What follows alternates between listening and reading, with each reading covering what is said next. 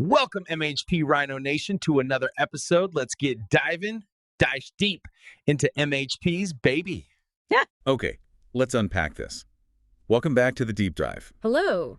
Now, normally we come to you almost drowning in source material, right? Piles of reports, data, historical texts. Absolutely. We're usually sorting through a mountain. Today is, well, it's different.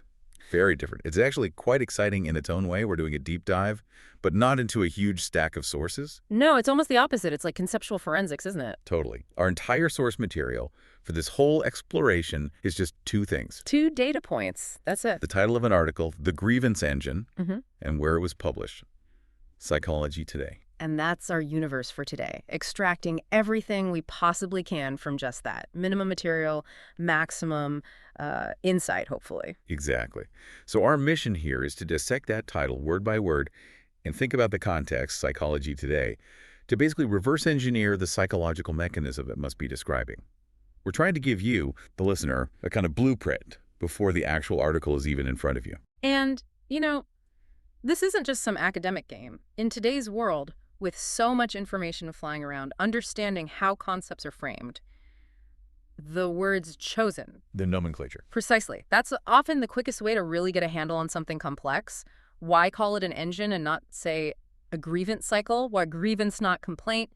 These choices tell a story. Right. So for you listening, think of this as learning to read the signposts. Especially in areas like psychology or behavioral science, the language itself is the first clue to understanding the landscape.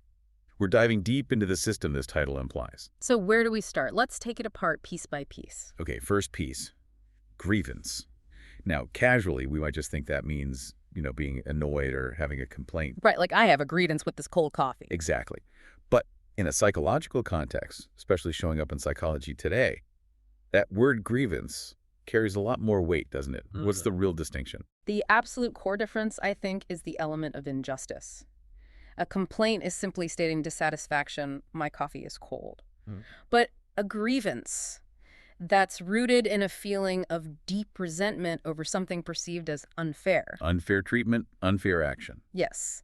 It implies you've been wronged, that some kind of moral or social contract has been violated. There's a sense of victimhood involved. Okay, so let me try an example. My flight's delayed because of bad weather.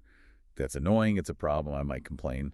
Standard travel woes. But if I start to believe the airline specifically delayed my flight, maybe because I complained last time or because they systemically disadvantage people like me, then it becomes a grievance. Exactly. You've added that filter of perceived malice or systemic unfairness. It's intensely personal and emotionally charged. And that emotional charge, Yeah. that's key, right? It's powerful. Hugely powerful. And double-edged. On the one hand, grievances are absolutely necessary for change. Think about social movements, right? They often start with a shared grievance about genuine injustice. Without that feeling of being wronged, why would anyone push for reform? That makes sense. You need that spark. So if grievances can be good, even essential, why frame it as part of an engine? That sounds negative. Or at least mechanical and relentless. That's the crux, isn't it? It's because grievances, when they become persistent, maybe detached from the original cause, or when they aren't channeled into action, they can shift. They stop being a catalyst for change and become, well, almost an identity. An identity, how so? The person stops focusing on solving the underlying problem and starts being the person who was wrong. The grievance itself becomes the central organizing principle.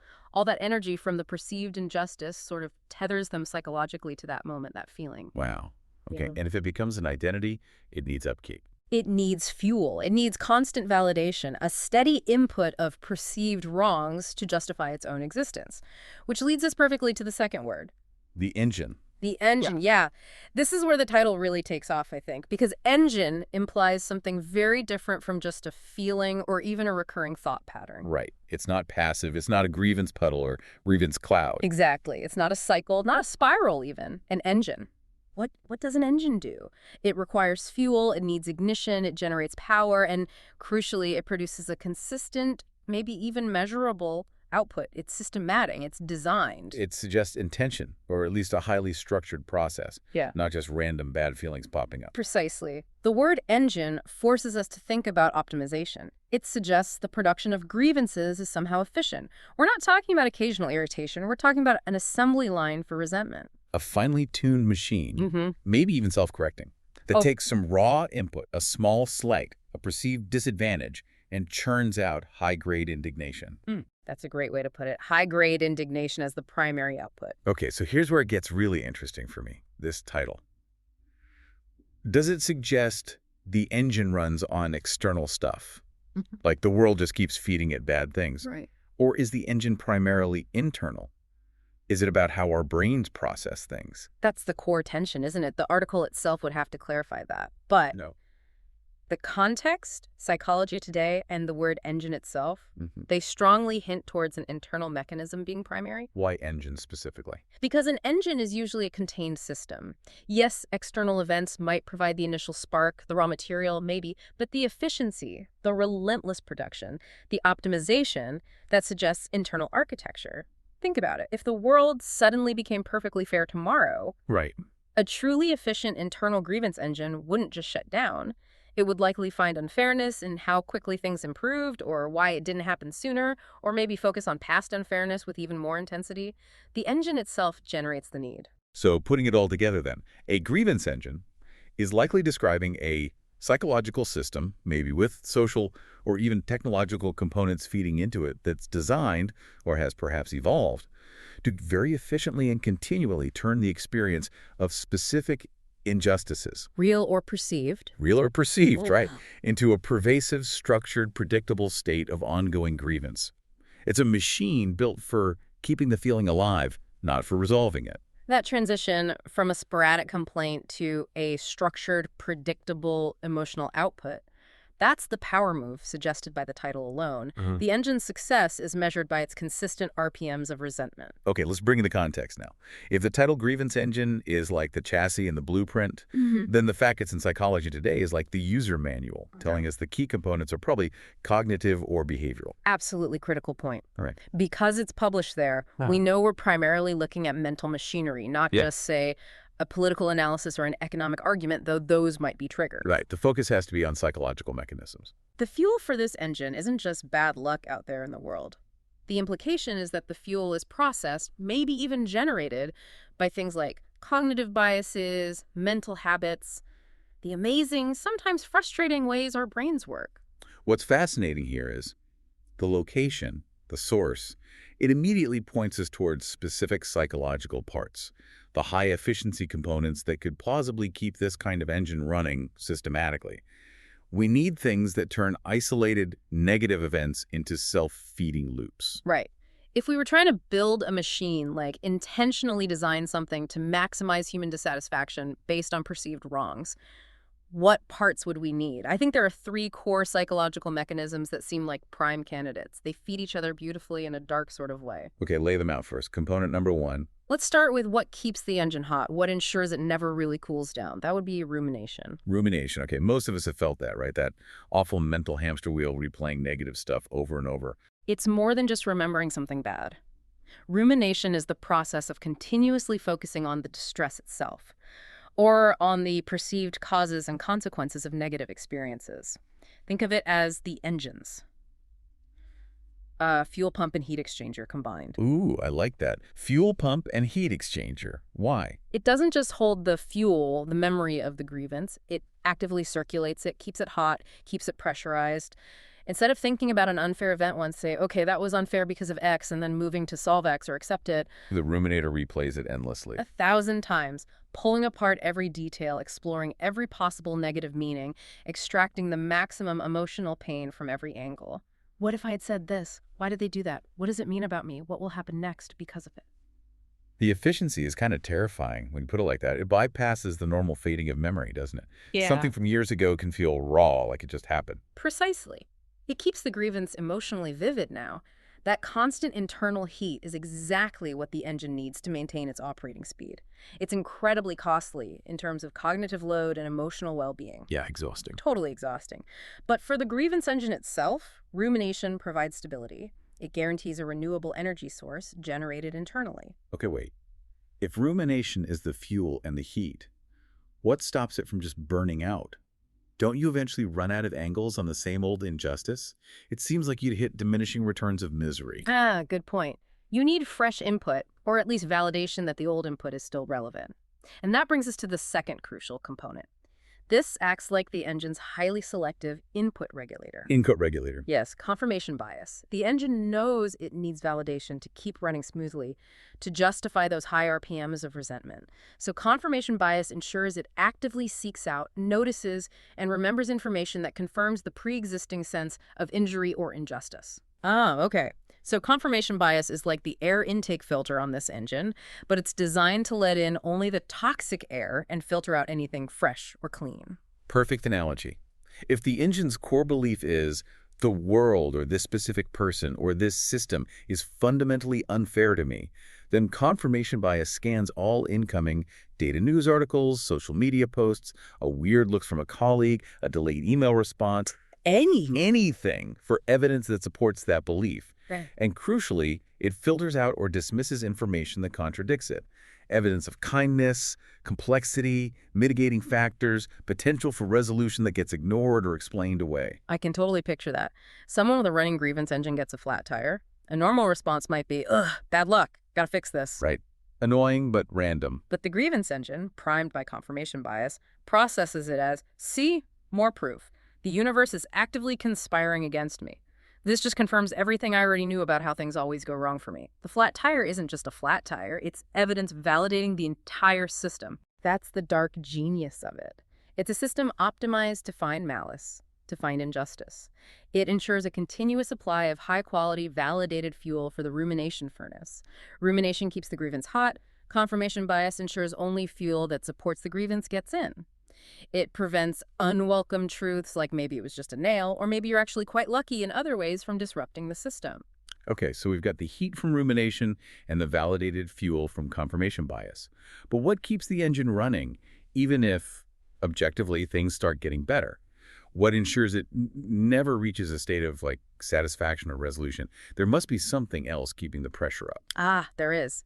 The third piece, arguably the most inexhaustible source of dissatisfaction for this engine, that's social comparison theory. Comparing ourselves to others. Constantly. Grievance rarely thrives in a vacuum. It's often fueled not by absolute deprivation, but by the perception of being disadvantaged relative to others.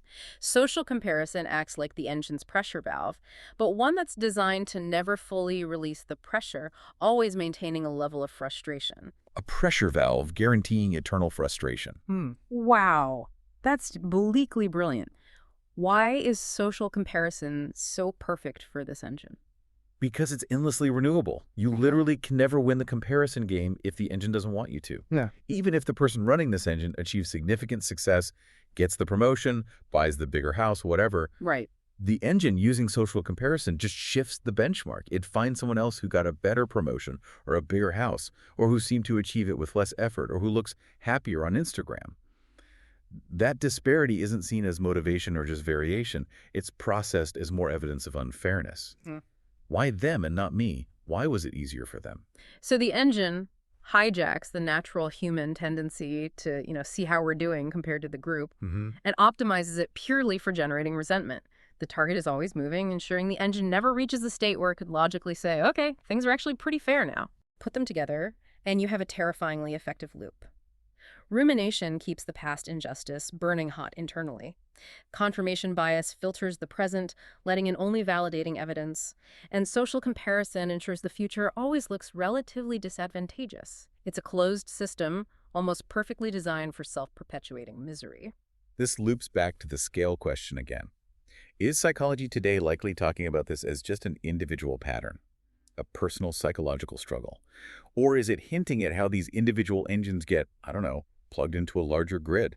Given the times we live in, and the likely reason this topic feels relevant enough for psychology today to cover, it almost has to be talking about both levels. The individual cognitive pattern, the rumination, the bias, the comparison that's the fundamental unit. The single piston, maybe? Okay. But in our current age, especially with technology, these individual mechanisms are incredibly easy to co-opt and amplify.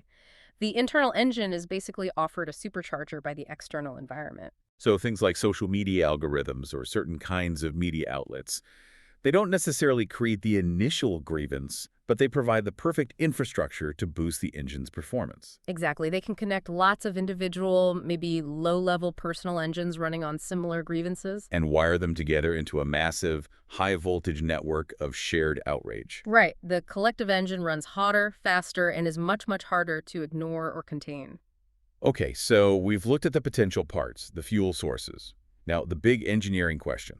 What's the output?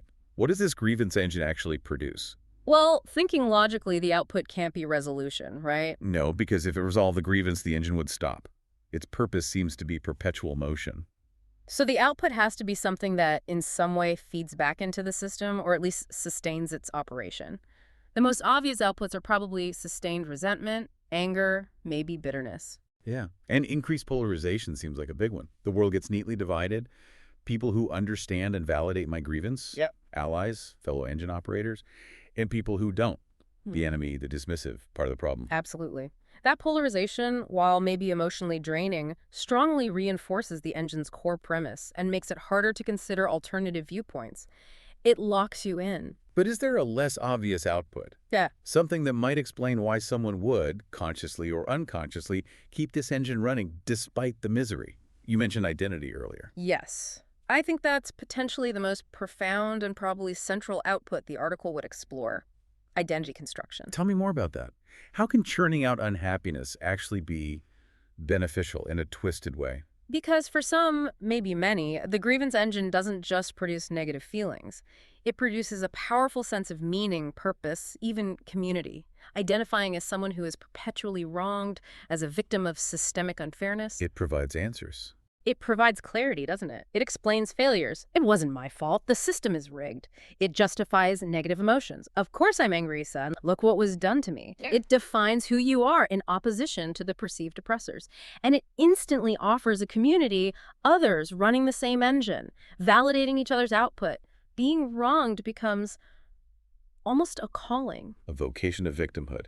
Wow, and if that's your identity? Then any attempt to actually resolve the underlying issue or suggest maybe it's not that bad or that you have some agency that's not perceived as help. It's perceived as an existential threat, an attack on your very sense of self, on the meaning framework the engine provides. You end up fighting not just for justice anymore, but fighting for the right to keep the grievance alive because your identity depends on it. That's chillingly plausible. And does this identity then affect behavior? Does it produce other outputs? I think it can lead to something we could call moral licensing through victimhood. Moral licensing. How does that work here?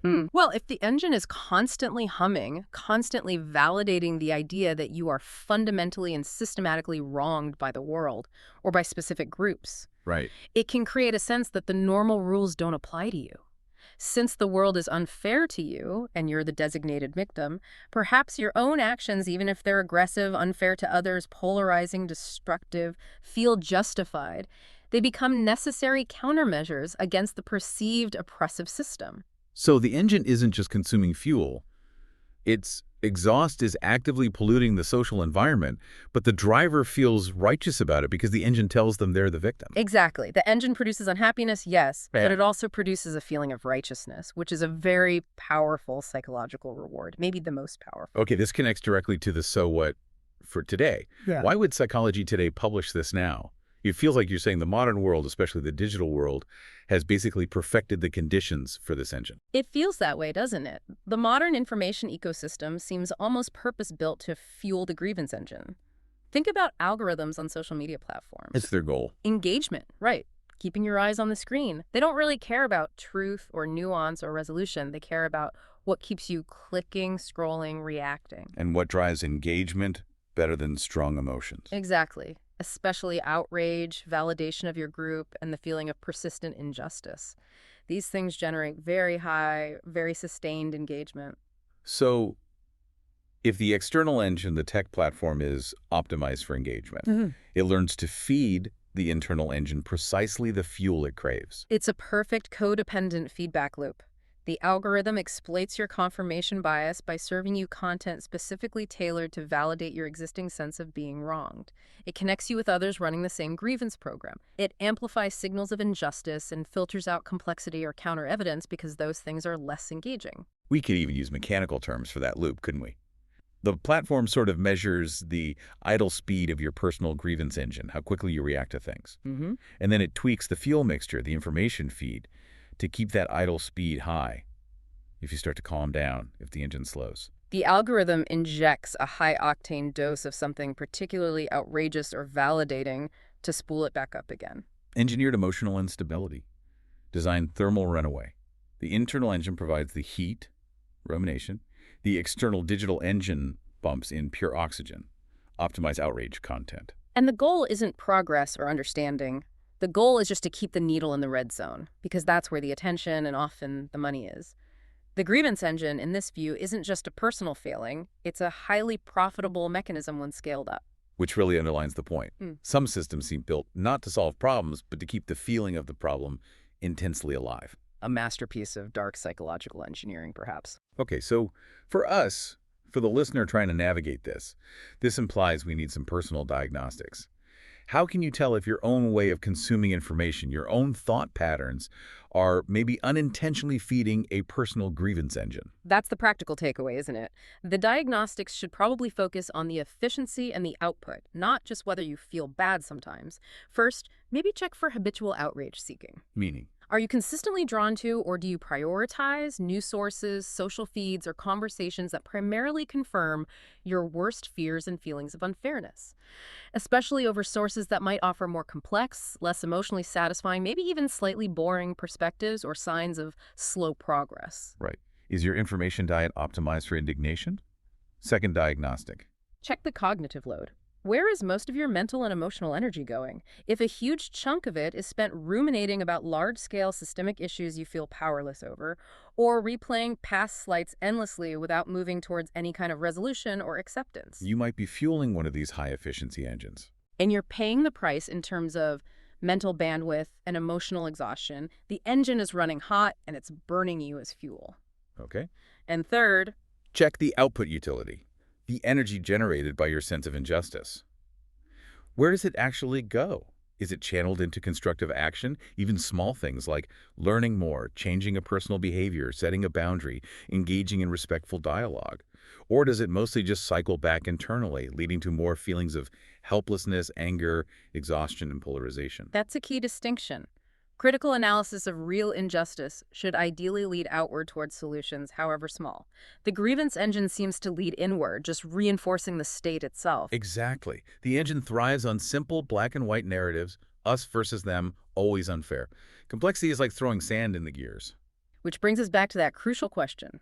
How do we tell the difference? How do we separate the vital work of identifying and fighting real systemic injustice, which takes effort and nuance, from slipping into the easier, more validating, but ultimately paralyzing mechanism of the perpetual grievance engine, which offers that seductive sense of identity and immediate certainty? The full article hopefully delves into that distinction, but just understanding the concept of the engine, knowing that resentment can be systematized, fueled by our own minds, and amplified by outside forces, that awareness is the first step, isn't it? Yeah. It lets us recognize when maybe we're not the driver of our thoughts, but just fuel being consumed. Hashtag tag tag outro. Yeah, this whole conceptual dive, just based on the title of the grievance engine, really forces you to confront something uncomfortable, I think. That our emotional responses, especially resentment, aren't always just spontaneous reactions. They can become systematic, optimized, fueled by our internal wiring and by the systems we interact with daily. It's a stark warning, really, that the default setting for our minds, particularly in this age of optimized outrage, might actually lean towards maintaining misery, because it can feel purposeful or validating in the short term. It's just such powerful wording, grievance engine. Right. It shifts the frame entirely, doesn't it? Away from just, I feel wronged, towards systems thinking. It makes you realize that if a system is incredibly efficient at producing a particular output, like sustained resentment, then the system is working exactly as intended, or as it has evolved. It's not broken, it's doing its job. And the whole point of understanding how an engine works, well, it's usually so you can figure out how to operate it, maintain it, or, crucially, find the off switch, the emergency brake. Right. If we can recognize that a system, internal or external, is efficiently churning out grievances, the knowledge we've hopefully unpacked today gives us a choice. Do we keep feeding it fuel? Do we become its predictable output? Or do we try to step back, maybe even become the engineer of our own cognitive processes, deciding what fuel we use and what output we aim for? So here's a final provocative thought for you, the listener, to maybe mull over, based purely on this idea of the engine. If this grievance engine runs best on pure, high-octane outrage and simple narratives of injustice, what's one small, maybe even boring or inconvenient, piece of counter-evidence you could actively look for today? Ooh, I like that. What kind of counter evidence? A nuance that slightly complicates the US versus them? A small sign of progress that muddies the everything is always terrible narrative? A viewpoint from the other side that isn't entirely crazy even if you disagree with it? Something complex that the engine is optimized to ignore? Find a little bit of sand to throw in the gears, essentially, just to see what happens. Exactly. Seek the complexity. Lower the idle speed, even just for a moment. Something definitely worth think about. Thank you for joining us on this very conceptual deep dive.